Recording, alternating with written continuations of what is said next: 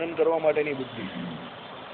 આવું સતાનંદ સ્વામીએ કહ્યું. ને પછી આપણે બુદ્ધિ ઉપરથી બહુ આગળ વધી ગયેલા અને બીજી વાતો ઉપર નીકળી ગયેલા. હવે પછી એ કોઈ વાત ના નીકળે. હવે આપણે આપણા ટોપિક પર આવી જઈશું. બરાબર.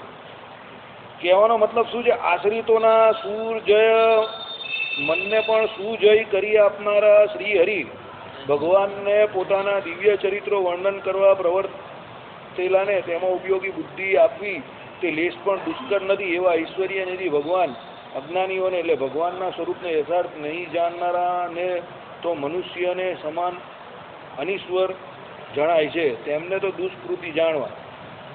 એટલે કહેવાનો મતલબ શું છે કે ભગવાન કેવા છે તો આશ્રિતોના સુરજય, સુદુર્જય એટલે સુદુર્જય એટલે ન જીતી શકાય એવા. બરાબર. શું શબ્દ એટલા માટે અહીંયા વાપરો કે આશ્રિતોને જીતવા માંગે છે પાછા, એટલે સુદુર્જય કહ્યું. શબ્દોનો હંમેશા અર્થઘટન છે ને, એક એક શબ્દને વિચાર કરીને કરવું તો જ બરાબર થાય.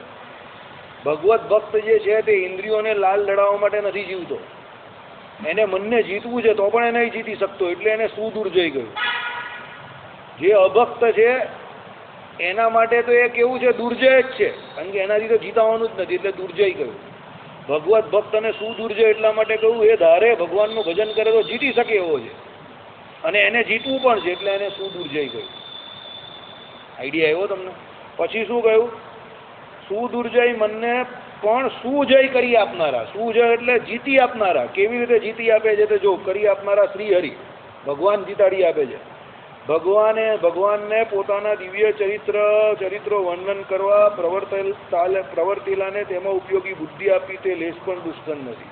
એટલે જે ભગવાનના ચરિત્ર ગાય એને ભગવાન એ પ્રમાણે બુદ્ધિ પણ આપે જ છે. બરાબર. કહેવાનો મતલબ એવો છે કે કોઈ પણ વસ્તુ તમે લઈને બેસો તો પહેલાં તમને તકલીફ પડે, પછી તમે ધીમે તમને એમાં રુચિ પડવા માંડે, એમાં તમે સંશોધન કરતા જાઓ અને પછી તમને કર્મફળ પ્રદાતા ઈશ્વર, બુદ્ધિ પ્રદાતા ઈશ્વર એમાં બુદ્ધિ આપે ને પછી ધીમે તમે એમાં મહારથ હાસિલ કરો.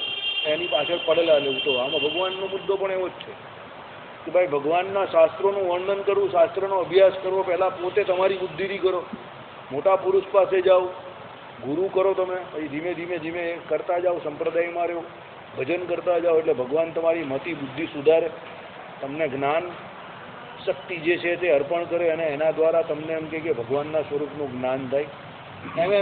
એમ કરીને પછી તમારા માટે એમ કે દિવસે અને રાત્રે એમ એટલે કહીને દિન દુગની 4 રાત 14ની તરફથી શાસ્ત્રોના જે મર્મ રહસ્ય છે તે બધા ધીમે ખબર પડવા માંડે અને પછી એને ભગવાનમાં વૃત્તિ લાગે. આ બુદ્ધિ પ્રદાતા ઈશ્વર જ આ કામ કરી શકે, બીજું કોઈ ના કરી શકે. એ પણ ભક્તો માટે. અભક્ત માટે મનને જીતવું બહુ કઠણ કામ છે, ભક્તો માટે પણ કઠણ છે. ભગવાનની કૃપાથી ભગવાનનું ભજન કરે. આપણે પેલા 4 વાનાની વાત નહીં કરેલી? ભગવાનની મૂર્તિનું એટલે ભગવાનનું સ્વરૂપ, એમાં મનની વૃત્તિ રાખવી, એટલે મૂર્તિનું ધ્યાન કરવું, ભગવાનનું નામ સ્મરણ કરવું. બરાબર. ભગવાનના અવતારના ચરિત્રોને ગાવા અને ભગવાનના ગુણનું કીર્તન કરવું. આ 4 વાના દ્વારા મોક્ષ કરવો બહુ સરળ છે, પાછો આજે કહું છું. પરંતુ આ 4 વાના ન હોય અને પોતે આત્મનિષ્ઠાથી ભરપૂર હોય અને આત્માએ કરીને આત્મનિષ્ઠા કેળવીને પછી જ્ઞાન માર્ગ એમ કરીને એમ કે જે ભગવાનને એમ કે મેળવવું હોય તો બહુ અઘરું છે. એટલે ભગવાને આ સીધો ભક્તિ માર્ગ બતાવી દીધો. આ ભક્તિ માર્ગના લક્ષણ છે 4. જ્ઞાન માર્ગે કરીને પોતાના આત્માની અંદર આત્માનો સાક્ષાત્કાર કરવો ભગવાનની મૂર્તિ વગર એવું અઘરું કામ છે. મહારાજ કે એ થાય એવું જ નથી આ લોકને વિશે અત્યારે. એટલે એ આત્માને વિશે પરમાત્માની મૂર્તિનું ધ્યાન કરે અને એ ભેળા પછી જ્યારે ફ્રી થાય ત્યારે ભજન કરતો હોય, ઉપાસના કરતો હોય તો એમ કહે કે એ પરમાત્માના સાક્ષાત્કાર દ્વારા એને આત્માનો સાક્ષાત્કાર થાય. પણ એકલો આત્માનો સાક્ષાત્કાર તો કંઈ થતો હોતો નથી કોઈ. એટલે ચોખ્ખું કહ્યું ભગવાને કે જ્ઞાન માર્ગે કરીને મોક્ષ થાય, પણ આવી રીતે સમજે તો આત્માની અંદર પરમાત્માનું ધ્યાન કરે તો જ્ઞાન માર્ગ. એટલે જ્ઞાન માર્ગ અને ભક્તિ માર્ગ 2 જુદા નથી. આમાં આપણે પહેલાં જોયેલું ને, આની ભૂમિકા ચાલુ કરી એમાં શરૂઆતમાં જ આવે છે કે વસ્તુતા એ જ્ઞાન માર્ગ અને ભક્તિ માર્ગ 2 જુદા નથી, બંને એક જ છે. બંનેનો ઉપયોગ કરતા આવડવો જોઈએ. બરાબર. આમાં ચાલવેલું ને પહેલાં તમે લોકો તો ભૂલી ગયા હશો, કેમ કે તમારો જોબ જ નથી. બરાબર. એટલે તમે ભૂલી જાઓ. બરાબર. ચાલો. એટલે આમાં કહ્યું કે ભાઈ ભગવત ભક્ત માટે એ કામ ભગવાન કરે છે. બરાબર. અને એ બુદ્ધિ આપવી ભગવાન માટે દુષ્કર નથી. એવા ઈશ્વરીય નિધિ ભગવાન અજ્ઞાનીઓને તો મનુષ્યને સમાન અનીશ્વર જણાય છે, તેમને તો દુષ્કૃતિ જાણવા. હવે આવા ભગવાન છે જે દુર્જય એવા મનને જીતી અપાવે છે. એ ભગવાન જ્યારે આ લોકને વિશે મનુષ્ય સરખા ચરિત્ર કરે ત્યારે બીજા જે એમ કે કેવા દુષ્કૃતિ એટલે ખરાબ કર્મમાં પોતાનું આચરણ છે એવા એને દુષ્કૃત વ્યક્તિ જાણવા. બરાબર? એ વ્યક્તિઓ ભગવાનને કેવા ઈશ્વરની અનીશ્વર જાણે છે, એટલે સામાન્ય મનુષ્ય જેવા જાણે છે. કેમ? હજુ એના પુણ્યનો ઉદય થયો નથી. જે જેવું છે એને એવું ઓળખવા માટે તમારી પાસે જ્ઞાન શક્તિ જોઈએ. મહારાજે કહું ને, વિવેક બુદ્ધિ જોઈએ. બરાબર? મને એક માણસ વર્ષો પહેલાં એ વાત કહેતો હતો કે એટલે તમે તમારી જાતને બહુ હોશિયાર સમજો છો. તમે આમ 2 મિનિટ ખજવાયું, પછી કહ્યું હા. વિચારવા પડી ગયો. કેમ? જો જેની પાસે જે હોય એ જ દેખાય. તે સામેથી કહું ને કે તમે તમારી જાતને બહુ હોશિયાર સમજો છો, એટલે હું હોશિયાર હોઈશ. હવે હું તારા વિશે કંઈ ટિપ્પણી કરું કે કંઈ ના, હું સમજી ગયો તમે શું કહેશો છો. હું તરત એમ જ કહેવાનો હતો કે તું મને મહામૂર્ખ દેખાય છે. સીધો ભાગ્યો. બરાબર? Maruti medical store Varachha road પર મળેલો. મેડિકલ સ્ટોર સુધી યાદ. અને ઓનર અશોક. એ અશોક કોણ ખબર? એસપી સ્વામીનો ભત્રીજો. અત્યારે તેનું નામ નહીં ખબર. મારુતિ જ છે ને, પેલો અંદર કયો છે?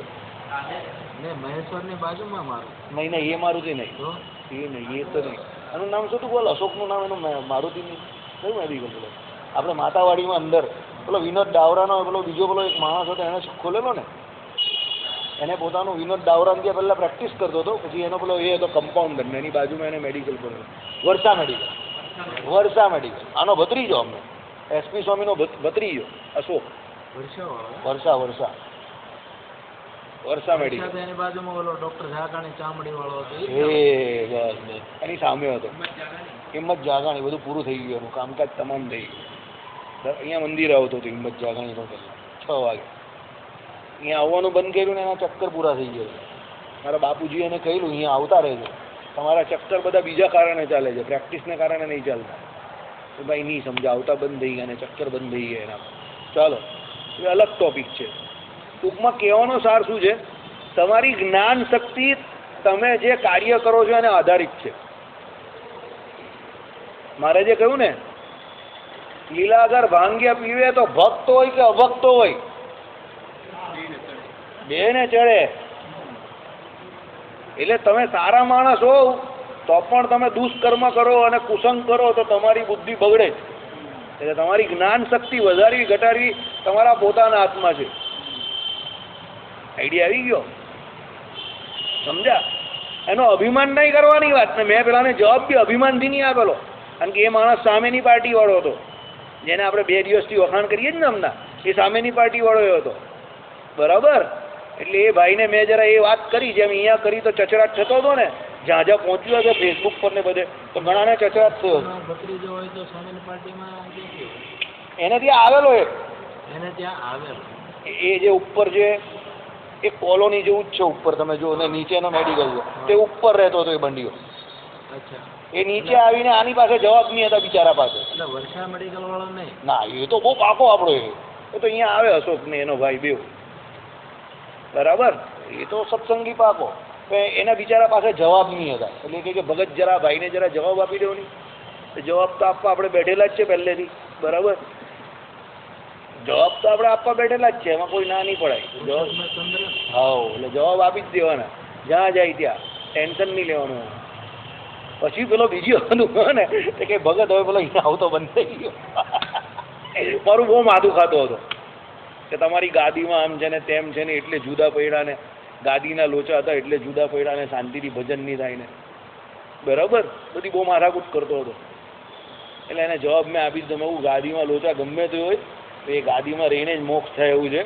ગાદીની બહાર જાય એનો તો મોક્ષ થયો છે જ નહીં. આઈડિયા આવી ગયો તને? સમજી જા બેટા.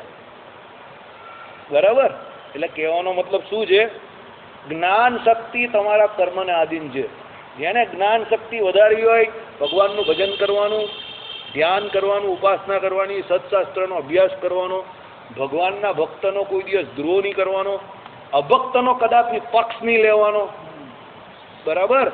અને ભગવાનનું ભજન કરવાનું અને સાર અસારનો વિવેક એમ કેળવતા જાઓ. પ્રેક્ટિસથી તમને આવી જશે. બરાબર? ધીમે ધીમે પ્રેક્ટિસ કરશો એટલે આવી જશે. પછી one day you will become a જજ. તમે વકીલની જેમ બધી દલીલો કરતા બંધ થઈ જશો.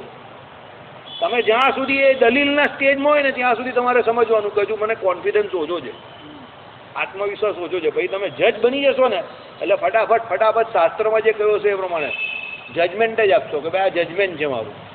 જજમેન્ટ તમે ક્યારે આપી શકો? તમારો ભય ચાલ્યો ગયો હોય. સમજો, દલીલ કોઈ પણ કરી શકે, વગર લોજિકની પણ દલીલ હોય, કારણ વગર પણ દલીલ, લડાઈ ઝઘડો બધા કરી શકે. જજમેન્ટ આપવાવાળો માણસ હોય ને એને ભય નહીં હોય, નિષ્પક્ષ રીતે આપે પાછું. બરાબર? એટલે એ જજમેન્ટ આપવા માટે તમારી જ્ઞાન શક્તિ શાસ્ત્રો દ્વારા, ભજન દ્વારા, બીજું કોઈનો દ્રોહ નહીં કરવાનો. ભગવાને તમને જે કંઈ શક્તિ આપી હોય એનો દ્રોહ નહીં કરવો કોઈને, પણ વાંચવું 100%. કેશુ સ્વામી કે એ પ્રમાણે હમણાં ભુજના સંત પણ કથા કરતા હતા ને કે ભાઈ તમને નાની સરખી કોઈ ઉપાધિ આ લોકને વિશે આવી જાય તો ગણેશજીનું પૂજન કરો, હનુમાનજીનું પૂજન કરો જઈને. એમ કે કોઈ એમ કે પેલી લખેલી જ ને આ કયું શુદ્ર દેવતાનો ને એનો જપ નહીં કરો, કયું કઈ નારાયણ કવચ ને હનુમાનજીના મંત્રનો જપ લખેલી જ ને આજ્ઞા. એમની ભુજના સંતે હમણાં જે નેરોબીમાં કથા કરી એમાં એનું બહુ જોરદાર નિરૂપણ કર્યું કે ભાઈ એ બધું નેટવર્ક ભગવાને, આ કેશુ સ્વામી જેમ સમજાય ને એમ જ સમજાયું કે આ બધું નેટવર્ક ભગવાને જ સેટ કરેલું છે. એટલે નાના નાના કામમાં તમારે ભગવાનને બહુ જગાડવા નહીં હોય તો તમે કરી શકો છો. આમાં કંઈ તમારો ઉપાસનાનો ભંગ નહીં રહેતો, ભગવાનની જ આજ્ઞા છે. બરાબર? એટલે તમે કરી શકો છો આ બધું. મારા કાકા જે સાધુ હતા ને પુરાણી, એ અમને પહેલેથી એમ કહેતા કે નાની નાની વાત ભગવાનને પણ હનુમાનજી મહારાજને કહેવાનું એ સોલ્વ કરી દે. પછી એમને એ જ વાત કરેલી. આ જે ભુજના સંત હતા ને કૃષ્ણ સ્વરૂપદાસજી, હા એમને ને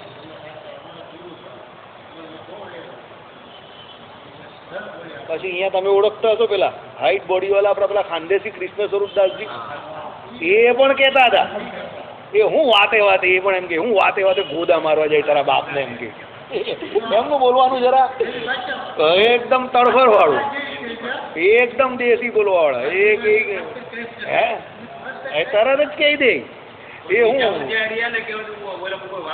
અરે બોસ અરે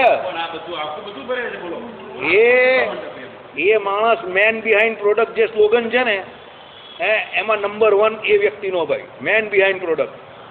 કોઈ પણ પ્રોડક્ટ ચાલે એની પાછળ કોઈ માણસની મહેનત હોય. એ એમાં કહેવું પડે કે આ ઉપાસના મંદિરમાં જે રાધા કૃષ્ણનું ખંડન ન કરવું તે એ જ્યાં સુધી હયા હતા કોઈની તાકાત નથી કે કોઈ બંધ્યો અહીંયા ઘરે.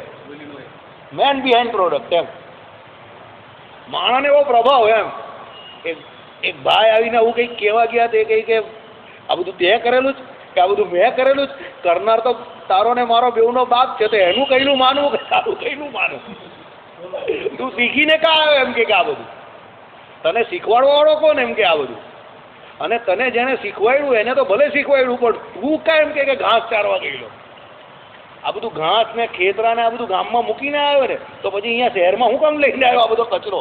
એમ કરીને એને ગંગેરી મૂક્યો કથા પછી. એ મારા ખ્યાલથી 25-30 વર્ષ જૂની વાત હશે. ત્યારે આ બધું કોઈ એક ઓરિજિનલ શુદ્ધ ઉપાસના હતી ત્યારે મંદિરમાં પણ અને બધે જ. અને આ બધો રાફડો નહીં ફાટી નીકળેલો. અરે પ્રદક્ષિણા ફરતા જવાબ દઈ દે તમને હસતા એટલા હોશિયાર માણસ. આ પ્રદક્ષિણા ફરતા તમને જવાબ દઈ દે, પણ માણસને ચેક કરે, બધાને નહીં દે. પૂછે આમ પૂછે ને એટલે પૂછે કોનો દીકરો? એટલે આપણે ગભરાતા રણજીતભાઈ. કોણ રણજીત? હે એમ કહી ગયો. બાપાને નહીં ખબર? બાપાને ખબર. બાપા ઢીલા છે. કેમ? ચાલ કંઈ નહીં એમ કે હું સમજાવી દઉં. પ્રદક્ષિણા ભરે ચાલ ફરતો રહેજે એમ કે. ફરતા તમને જવાબ દઈ દે, સંતોષકારક જવાબ. પણ નાનો છોકરો આવ્યો હોય કે કોઈ મોટો વડીલ આવ્યો હોય જવાબ બધાને આપે. અને અહીંયાથી બોલે તો વગર માઈકે સામે પ્રદક્ષિણા સુધી અવાજ જાય. Man behind product. હજુ યાદ મને એમનો પર્સનાલિટી એટલે પર્સનાલિટી કહેવું પડે. અને કથા કરે એટલે જોરદાર કથા કરે એમ, વાત જવા દે એમ. આમ સભા મંડપ ઉભરાઈ જાય એવી કથા. હા માણસ હલે નહીં. આરતી થાય તો પણ માણસ જાય નહીં એમ એવી કથા કરે.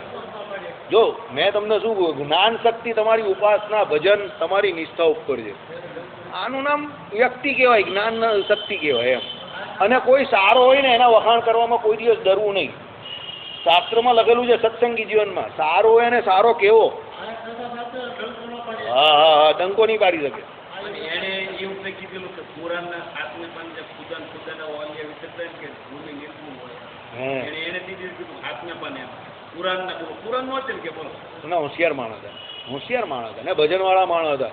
તમે સામે એમને કાયમ જોવું તો હાથમાં માળા હોય જ, માળા કરતા જ હોય. એટલે છે ભાઈ, પ્રભાવ છે જ. એટલે આમાં કહ્યું એ પ્રમાણે કે ભાઈ તમને જે સાર અસારની બુદ્ધિ ભગવાન આપે છે, કર્મફળ પ્રદાતા ઈશ્વર, એમાં આપણી જ્ઞાન શક્તિ જવાબદાર છે. જ્ઞાન શક્તિ આપણા કર્મને આધીન છે. એટલે ભગવાન પાસે હંમેશા માંગવું. જો ભાઈ ભગવાન પાસે ધન દોલત યશ કીર્તિ કંઈ ના માંગવું, પણ એટલું હંમેશા માંગવું, સદબુદ્ધિ આપજો ભગવાન, સદબુદ્ધિ આપજો. બલિની જેમ શું કહેવાનું, તમારું ચરનાર વિન છે તેનું સ્થાપન કા કરજો, મારા માથા ઉપર કરજો. એટલે મારો અહંકાર જે છે તે શું તમારા ચરનાર વિનમાં હું અર્પણ કરી નાખું છું. બરાબર. એટલે ભગવાનને રોજ આપણે પૂજાપાઠ સવારે કરીએ ને, નિત્ય કર્મ કરીએ, પછી શું કહેવાનું, એ ભગવાન આ ખોપરીની અંદર દુર્બુદ્ધિ ન આવે, અહંકાર ન આવે, સદબુદ્ધિ આપજો, તમારા ચરનાર વિનનું અહીંયા સ્થાપન કરજો.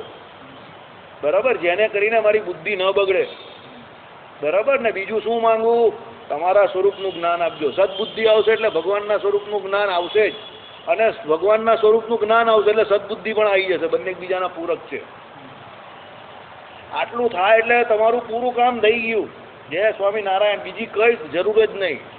ચાલો.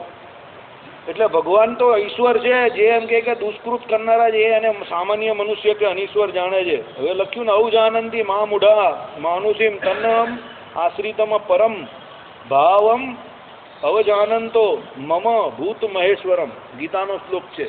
બરાબર. ભગવાન સર્વને દ્રષ્ટિગોચર થયા છે, તથાપી મનુષ્યો તેમના દિવ્ય ઐશ્વર્યને કેમ જાણતા નથી? આ સવાલ છે. ભગવાન બધાને દ્રષ્ટિગોચર થાય છે, અહીંયા અવતાર લે છે ત્યારે બધાને દેખાય છે, તો પણ એમ કહે કે એના દિવ્ય ઐશ્વર્યને કેમ નહીં જાણતા લોકો? બધા લોકો કેમ ભગવાનને ભગવાન નહીં જાણતા? બરાબર. ભગવાને જણાવો હોય તો બધાને જણાય, પણ બધાને કેમ નહીં જણાતા? તમારી નજર સમક્ષ છે તો પણ તમે એને ભગવાન કેમ નહીં જાણી શકતા? તો આવશે.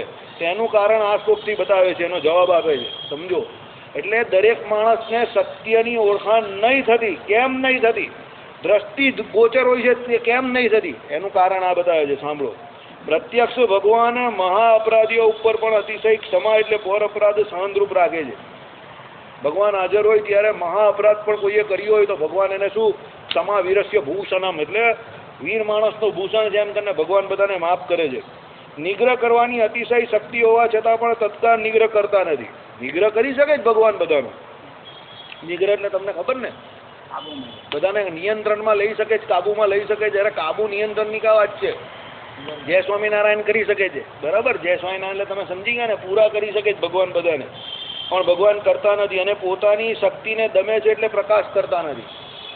ઐશ્વર્ય ભગવાનનું છે અને ભગવાન શું એનું દમન કરે છે, એને ઢાંકીને રાખે છે. ભગવાન કહીને વચનામૃતમાં મહારાજે શું કહ્યું કે ભગવાન જ્યારે અવતાર ધારણ કરે છે ત્યારે ભગવાનની વૃત્તિ, નજર એક જ જગ્યા પર હોય છે. શું?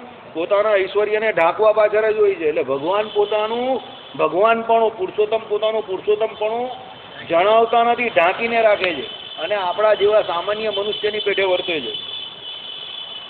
તેમજ અતિશય સુશીલતા ગુણ વડે ક્ષુદ્ર મૂઢ મનુષ્યો સાથે પણ લેશ પણ અંતરાય રાખ્યા વિના સંબંધ રાખવાની ઈચ્છાથી અમે તો રાંક સાધુઓ છીએ ઇત્યાદિ કોમળ વચનો બોલે છે. કેટલી મોટો ભાવ છે ભગવાનનો. જોવું તમે, ભગવાન કેટલા સરળ છે. સાંભળો. સુશીલતા.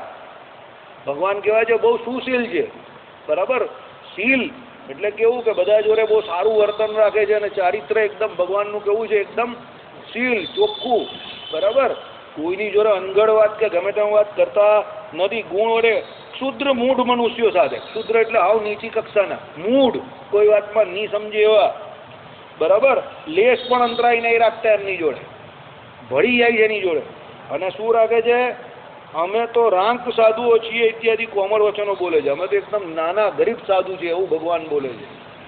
કેટલો મોટો ભગવાનનો ભાવ છે. વિચાર કરો તમે કે બીજાનું હિત કરવા માટે ભગવાન પોતાની જાતને ગરીબને નાના કેવડાવે છે. અને અહીંયા તો જરા કોઈને ભગવાને કંઈ દીધું હોય એટલે પેલો જમીનથી 2 ફૂટ ઊંચો 4 ફૂટ ઊંચો ચાલતો થઈ જાય, હવા ભરાઈ જાય એના, મને હવામાં ઉડતો થઈ જાય. બરાબર. એ તો સારું છે કે ભગવાને ગ્રેવિટેશનલ ફોર્સ બનાવેલો છે અહીંયા, ગુરુત્વાકર્ષણ બળ. બાકી ગુરુત્વાકર્ષણ બળ નહીં હોય તો પેલો તો આમ ભીમસેને નાખેલા ને બધાને, એમ હવામાં તરતો થઈ જાય આમ કરતો. બરાબર. નીચે એના ચડ્ડા જ દેખાય ખાલી કે આ ભૂરા કલરના ચડ્ડાવાળો ઉપર ગયો ને આ લાલ કલરના ચડ્ડાવાળો ઉપર ગયો. માણસ હવામાં જ ઉડ્યા કરે. જો એનામાં સામર્થ્ય હોય તો એને તો ઉડવું જ છે, બરાબર. એટલો અહંકાર છે કે હવામાં જ ઉડે. પણ આ તો શું છે કે ભગવાન ઉડવા દેતા નથી કોઈને, બરાબર. ચાલો, એવી રીતે ક્ષમા, ક્ષમા એટલે કરેલા અપરાધને માફ કરી દેવો એ ક્ષમા. દમન, પોતાના ઐશ્વર્યનું દમન કરવું, એને રોકી રાખવું. અને મૃદુ વચનોથી, હંમેશા કેવું એકદમ મૃદુ વચન બોલે. મૃદુ વચન એટલે શું? કોઈને પણ કુવાક્ય કે કઠણ વચન પણ ના બોલે, બરાબર. વચનોથી પોતાનું નિત્ય અતર્ક્ય અમાપ, અતર્ક્ય એટલે તર્કમાં નહીં આવે તેવા, અમાપ એટલે જેનું કોઈ માપ નથી તે, અસાધારણ એટલે સામાન્ય વ્યક્તિથી પર. આપણે બધા સાધારણ વ્યક્તિ છે એટલે અસાધારણ ઐશ્વર્યને, આ ભગવાનનું જે ઐશ્વર્ય કેવું કહ્યું? અતર્કીય, તર્ક વગરનું. બીજું શું કહ્યું? અમાપ એટલે માપ વગરનું. અને અસાધારણ એટલે સાધારણ નથી એવું, અસાધારણ ઐશ્વર્ય છે. એને આચ્છાદન કરીને મનુષ્ય નાટ્યને વિસ્તારે છે. આ બધું ભગવાન ઢાંકીને સામાન્ય મનુષ્ય જેવા દેખાય છે. એટલે જ પેલા સીતાજી ભગવાન પાસેથી ચાલ્યા જાય, રાવણ લઈ જાય એટલે ભગવાન પછી રોવે તો તમને સામાન્ય મનુષ્ય જ લાગે. એટલે જ ભગવાન શ્રી કૃષ્ણ એમ કે દડો લેવા માટે પાણીની અંદર કૂદી જાય નાના હોય ત્યારે. આપણે એમ થાય કે નજીવા દડા લેવા માટે ભગવાન નીચે કૂદી ગયા. અરે ભાઈ, ભગવાનનું પ્રયોજન છે પેલા કાલિયાને મારવાનું, સમજો, બરાબર. એટલે જ ભગવાન પેલા સુદામાજીને શીખ આપવા માટે બ્રાહ્મણ હતા તો પણ થોડુંક ભગવાનના ભાગનું ખાઈ ગયા. એટલે ભગવાને પછી જ્યારે એમને મળવા ગયા યુવાવસ્થામાં ત્યારે યાદ કરાવ્યું. હા, યાદ છે એમ કહી કે આપણે બંને ગયેલા એમ કઈ જંગલમાં, બરાબર. ગુરુ પત્નીએ તમને કંઈક દીધું હતું ને તમે એકલા એકલા ઝાપટી ગયેલા, યાદ છે? હા, અત્યારે પણ ભાભીએ કંઈક દીધું છે અને દેતા નથી. એવા ને એવા રહેવું લાગે છે ભૂદેવ, બરાબર. બ્રાહ્મણથી છૂટે નહીં વસ્તુ. એટલે ભગવાને શીખવાડી દીધું કે ભૂદેવ હોય ને એનાથી છૂટે નહીં, બરાબર. એટલે ભગવાને કહ્યું, ભાઈ છોડ, તું કુછ છોડેગા તો મેં બહોત કુછ છોડુંગા, બરાબર. એટલે છોડાઈ દીધું ભગવાને, ધડામ દઈને લઈ લીધું જબરજસ્તી જોરાવરે કરીને, બરાબર. કહેવાનો મતલબ શું છે ભગવાનનો? કે ભાઈ પોતાનું જે કંઈ છે એ સર્વસ્વ ભગવાન મૂકીને સામાન્ય વ્યક્તિ જેવા કેમ થઈ જાય છે કે મનુષ્ય સદ્રશ સહજાતીય થાય તો જેટલા હોય વધારેમાં વધારે ભક્તોને ભગવાનનો નિશ્ચય થાય, ભગવાનની ઓળખાણ થાય. અને જેટલા ભગવાનના સંસર્ગમાં આવે એ બધાને ભગવાનના સંસર્ગમાં આવવાથી એનો મોક્ષ થાય. એટલે ભગવાન આ બધા પ્રયોજન એટલા માટે કરે છે, નરનાટ્ય પણ એટલા માટે કરે છે, બરાબર. બીજું કોઈ કારણ નથી. અર્થાત મનુષ્ય ભાવને શોભાડવા ક્ષમા, દમા, દમ, મૃદુ વચન બોલીને ભક્તોના સમાસ માટે પોતાનું ઐશ્વર્ય ઢાંકી રાખે છે. તેથી ભગવાન સમીપમાં રહ્યા હોય તથાપી સર્વ કોઈ મનુષ્ય તેમના ઐશ્વર્ય જાણી શકતા નથી. નજીકમાં રહેતા હોય તો પણ કોઈ એમ બધા એમનું ઐશ્વર્ય જાણી શકતા નથી. કેમ? એ ઢાંકી રાખે છે એટલે, બરાબર. કોઈ ફિલ્મની અંદર કોઈ બહુ મોટો એક્ટર હોય, 50 સુપરસ્ટાર તરીકે એની પિક્ચર આવી હોય, બરાબર. અને 200-500 કરોડનો ધંધો કર્યો હોય અને પછી ફિલ્મમાં એને ભિખારી બતાવ્યો હોય, 3 મહિનાથી એ ડાયટિંગ પર હોય અને પછી એના હાડકા દેખાતા હોય એમ કરીને ભિખારી લાગે તમને. તમને એમ થાય કે આ તો હાલો ભિખારી થઈ ગયો એકદમ, એવું લાગે. અરે ભાઈ, એ ફિલ્મમાં ભિખારી, બહાર ભિખારી નથી.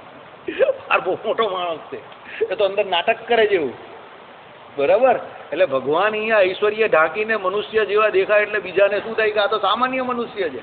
અરે ભાઈ, એ સામાન્ય મનુષ્ય નથી. આપણે પહેલા જોયું ને એ પ્રમાણે ભગવાન મનુષ્ય નથી, યાદ રાખજો. આપણા જેવા સામાન્ય મનુષ્ય ભગવાન નથી. એ તો આપણા જેવા થાય છે, એવી એક્ટિંગ કરે છે, બરાબર. ભગવાન આપણાથી સાવ જુદું કેરેક્ટર છે. એ માનીને ચાલશું એવો નિશ્ચય રાખજો. હું વારે વારે આ વાત કેમ કરું છું? આ નિશ્ચયની વાત છે. મહારાજ કહે ને અંતકાળે આમાંથી કંઈક યાદ આવી જાય તો તમારો જીવ અભયપદને પામે. એટલે યાદ રાખજો, ભગવાન મનુષ્ય નથી. ભગવાન આપણાથી પર તત્વ છે, જુદું તત્વ છે. અને એ ઓળખાઈ જાય આપણે તો આપણું કામ થઈ જાય એવું છે, બરાબર. ચાલો, ગુરુ એટલે પોતાના જનનું નિરંતર અપ્રેરિત હિત કરવા તત્પર થયેલા એક અને એક શ્વેત વસ્ત્ર પહેરનારા અને એક ઓઢનારા ગુરુ ગયા. ભૂવત્તારુ એટલે શું? અજ્ઞાન રૂપી જે અંધકાર છે એને દૂર કરનારા છે. તો કોનો દૂર કરે? તો લખેલું જ નીચે, પોતાના જનનું નિરંતર. જે પોતાના ભગવાનના ભક્તો છે એ પોતાના જન અપ્રેરિત હિત કરવા, પ્રેરણા વગર. ભગવાન અંતર્યામી છે, ભગવાનને બધી ખબર જ છે, બરાબર. કાલે જ મારા ફેસબુકમાં એક લખાણ આવ્યું કે જ્યારે તમે આમ તેમ બહુ અવત્યા મારતા હો ને તમારું વિચારનું કોઈ કાર્ય ન થતું હોય ત્યારે સમજવાનું કે આપણા વિચારનું નહીં થતું, કોઈ બીજાના વિચારનું થઈ રહેલું છે અને થવાનું છે. એટલે ટેક અ ડીપ બ્રેથ. શું લાગ્યું? ટેક અ ડીપ બ્રીથ એટલે શાંતિથી એક ઊંડો શ્વાસ લેવો. તમે તમારા ઈષ્ટદેવને યાદ કરો, ભગવાનનું ભજન કરો અને ધીમે રહીને જે કાર્ય કરતા હોય એમાં પાછા મંડી પડો. તમારી નિર્ણય શક્તિને બહુ જોર નહીં આપો ત્યારે કે સફળતા નથી મળતી. બરાબર? કેમ? જ્યારે તમે એક કાર્યને વિશે બહુ મંડેલા હો ને સફળતા ન મળે એટલે સમજવાનું કે આમાં ઉપરવાળાનો વિચાર કંઈ બીજો છે. બરાબર? એટલે શાંતિ રાખવી તે સમય પર. ત્યારે ભગવાન તમને કંઈક બીજું આપવા તૈયાર છે. બરાબર? આપણે માંગશું તેની માંગવાની પણ મર્યાદા હશે અને એને મળવાની પણ. એટલે ભગવાન પછી એવું જ આપશે. એટલે એને જે આપણે જે મળશે એની પણ મર્યાદા હશે. પણ ભગવાન એની ઈચ્છાથી જે આપશે એ બધું અમર્યાદિત હશે, કારણ કે આપનારો પણ અમર્યાદિત છે અને એ આપણા વિશે અમર્યાદિત જ કંઈ વિચાર કરતા હશે. આઈડિયા આવી ગયો? એટલે આપણે આપણું કર્મ કરવું, પણ પછી જ્યારે ફળ ન મળે તો નિરાશથી થઈ જવું. બરાબર? ભગવાન કોઈ બીજી જગ્યા પર કંઈક બીજું ફળ આપવાની તૈયારીમાં જ આપણે એમ વિચારવાનું. સમજી ગયા? એટલે અહીંયા એ જ કહેવા માંગે છે. શું? બધાના ગુરુ છે અપ્રેરિત હિત કરનારા. તમારે પ્રેરણાની જરૂર નહીં પડતી એમાં. ભગવાન બધું જાણે છે. તત્પર થયેલા, આપણું હિત જ કરવાના છે. તત્પર રહી છે ભગવાન આપણું હિત કરવા માટે. ભગવાન અંતર્યામી પણ રહીને આપણા દાખલાની સામે હંમેશા જુએ છે. તમે અહીંયા બેઠા છો ને, શાંતિથી સાંભળો છો આ ભગવાનના ગુણ, કીર્તન, ચરિત્ર. ભગવાન તમને પડે પડે ધ્યાન રાખીને સાંભળી રહેલા, જોઈ રહેલા છે. પણ આપણે એ ભગવાનનો વિશ્વાસ નથી, દેખાતા નથી ને. એટલે આઈડિયા આવ્યો? જેમ નાનો બાળક હોય અને 5 વર્ષની ઉંમરથી માળા ફેરવવા માટે તમને એમ કહો તો નસીબદાર છે, મંદિર આવીને માળા ફેરવે છે, કેવું દેખાય છે આપણે. તેમ આપણે નાના બાળક જેવા છે ભગવાન સામે. અત્યારે આપણે જે કંઈ કરી રહેલા જ ને તે ભગવાનને એમ કે નસીબદાર છે, આવી ગયો છે માર્ગમાં મારે. પણ આપણે એ નાના બાળકને નથી ખબર કે એ માળા ફેરવે તે શું કરે છે. તેમ આપણે શું કરી રહેલા છે એની આપણે અત્યારે ખબર પડતી નથી, પણ પેલા ભગવાનને ખબર છે. આપણે નાના બાળક જેવા છે. બરાબર? ચાલો. અને એક શ્વેત વસ્ત્ર પહેરનારા, આપણા ઈષ્ટદેવની વાત કરી. પ્રત્યક્ષનો ભાવ આ છે. ભગવાન એક શ્રેષ્ઠ શ્વેત વસ્ત્ર શું કરતા હતા? પહેરતા હતા. અને એક ઓઢનારા, ઓઢીને એક ફરતા હતા. ભગવાનને શ્વેત વસ્ત્ર બહુ ગમતા હતા. બરાબર? એટલે આ ભગવાનનો પ્રત્યક્ષ ભાવ છે. અને જેની સત્કીર્તિ સમુદ્ર પર્યંત પ્રસરી છે. સમુદ્ર પર્યંત એટલે પૃથ્વી પર. આ જે સ્તુતિ કરી સતાનંદ સ્વામી એટલે પ્રત્યક્ષ શ્રી હરિકૃષ્ણ મહારાજની સાક્ષાત કરેલી છે. આ જે સ્તુતિ જેની કરી એ વ્યક્તિ કોઈ અક્ષરધામમાં બિરાજમાન એટલે અહીંયાથી લાખો કરોડો કોષો દૂર એ વ્યક્તિને નથી કરી. આજે અહીંયા સામે બેઠેલા શ્રી હરિ હતી એની વાત કરેલી છે, જે અક્ષરધામમાંથી પોતાનું બધું ઐશ્વર્ય ઢાંકીને અહીંયા આવેલા છે અને આપણા માટે આવેલા છે. આ પ્રત્યક્ષનો ભાવ.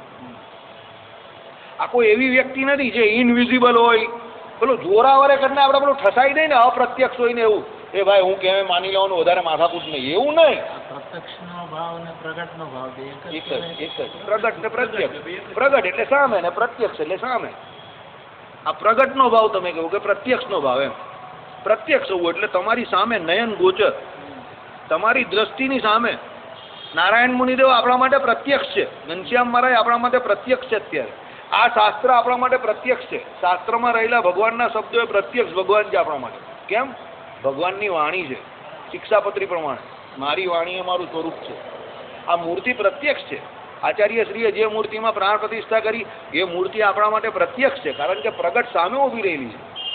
તેમ સતાનંદ સ્વામીએ આ જે સ્તુતિ કરેલી છે એ પ્રત્યક્ષ ભગવાન માટે કરેલી છે કે અહીંયા આવેલા જે ધર્મનંદન શ્રી હરિકૃષ્ણ મહારાજ શ્વેત વસ્ત્ર ધારીને બેઠા હતા એની હું સ્તુતિ કરું છું. અને એ જ અક્ષરધામ એના અધિપતિ છે અને એ જ અહીંયા સામાન્ય મનુષ્યની જેમ પ્રગટ થયેલા છે, પણ એને પોતાના ભક્તજનો ઓળખે છે, બીજા ઓળખી નહીં શકતા. કેમ? પોતાના ઐશ્વર્યને ઢાંકીને ફરે છે એટલે.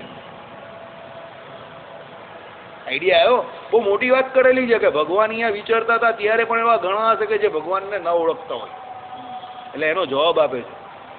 બરાબર? ચાલો. અને ભક્તોએ હૃદયમાં નિરંતર ધ્યાન કરવા યોગ્ય જેની દિવ્ય મૂર્તિ છે એવા ભગવાન શ્રી હરિને હું નમસ્કાર કરું છું. આવી ગયું પ્રત્યક્ષનો ભાવ. બરાબર, આવી ગયો પ્રત્યક્ષનો ભાવ. શ્રી હરિ નામ લખ્યું અહીંયા, બરાબર.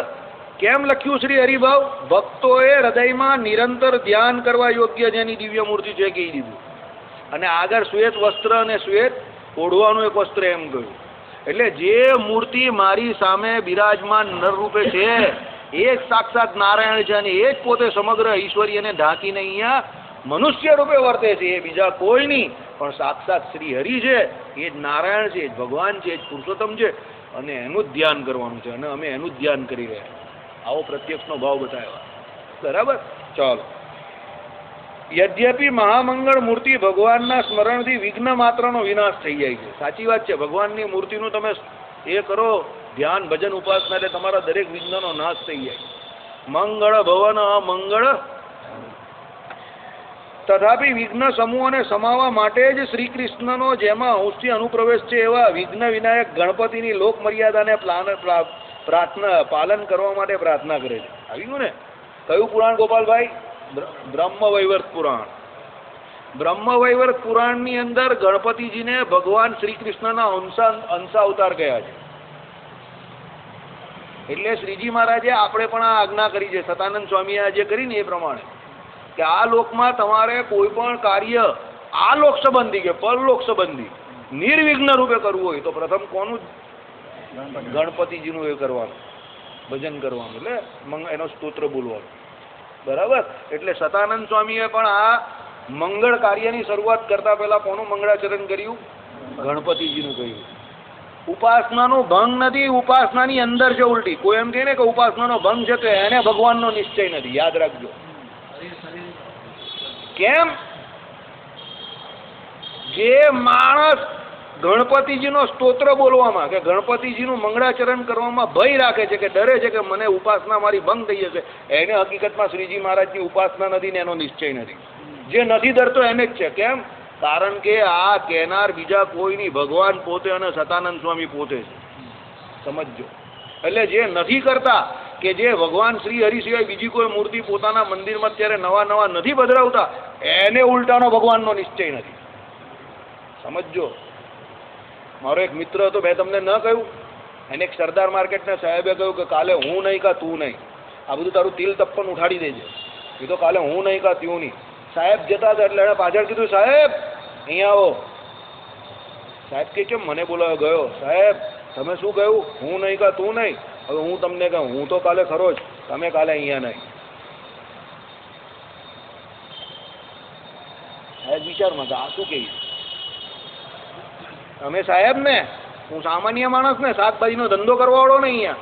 તમે શું કહ્યું? હું નહીં કા તું નહીં એમ કહ્યું ને. હું કહું કાલે હું અહીંયા ખરો જ, તમે કાલે નહીં. એનો પાવર જોઈને સાહેબ ડરી ગયો. 12 વાગે એના બધા ચોપડા બહાર કાઢ્યા. આ કોણ છે? બોલાવ. અને પહેલી તકે બોલાવ કે આ કેમ આટલો કોન્ફિડન્સથી કહી ગયો. પછી એના બધા એના પણ હોય ને, બધા સાહેબના પણ બધા આજુબાજુના, કે સાહેબ કોઈ ડેન્જર માણસ છે ભાઈ. જેને જેને કહું જે બધા દેખાતા બંધ થઈ ગયા. સાહેબ કે માંડવલી કરી નાખાની જોડે. બપોરે 2 વાગ્યા ને બીજો દિવસ આવવા જ નહીં દીધો. સાહેબ એને ઓફિસમાં બોલાવી દીધો. ગાંડા તું છોકરા જેવો છે, આપણે શું મજાક કરે આમ તેમ, હું આવો છું તેવો છું, ફલાણું ઢીમતું, સુરતમાં મારે પણ રહેવાનું છે. માંડવલી પતાવટ થઈ ગઈ. પેલો ફળિયામાં આવીને જે હશે તે હશે. જો એક શાકભાજીવાળો પણ સાહેબને ડરાવી શકે જ ને, એમ કે છે ને આટલો પાવર. બરાબર. આ વાત કહેવા માંગે છે. એને નિશ્ચય હતો. શું નિશ્ચય હતો? એની પોતાની જાત ઉપર નિશ્ચય હતો કે હું તો ખરો જ, તમે નહીં.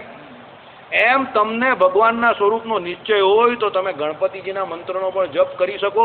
જ્યારે કોઈ પણ નવું કાર્ય કરો ત્યારે હનુમાનજીના મંત્રનો પણ જપ કરી શકો. કેમ? તમને ખબર છે મારા ઈષ્ટદેવની એ આજ્ઞા છે ને, એમાં હું કોઈ ઉપાસના તોડતો નથી. પણ જેને નિશ્ચયમાં ગરબડ હોય એ 100% આ કામ કરતા ડરે કે બીજાને ન કરવા દે. હવે આઈડિયા આવી ગયો. શ્રીપતિમ શ્રીધરમ સર્વદેવેશ્વરમ ભક્તિધર્માત્મજ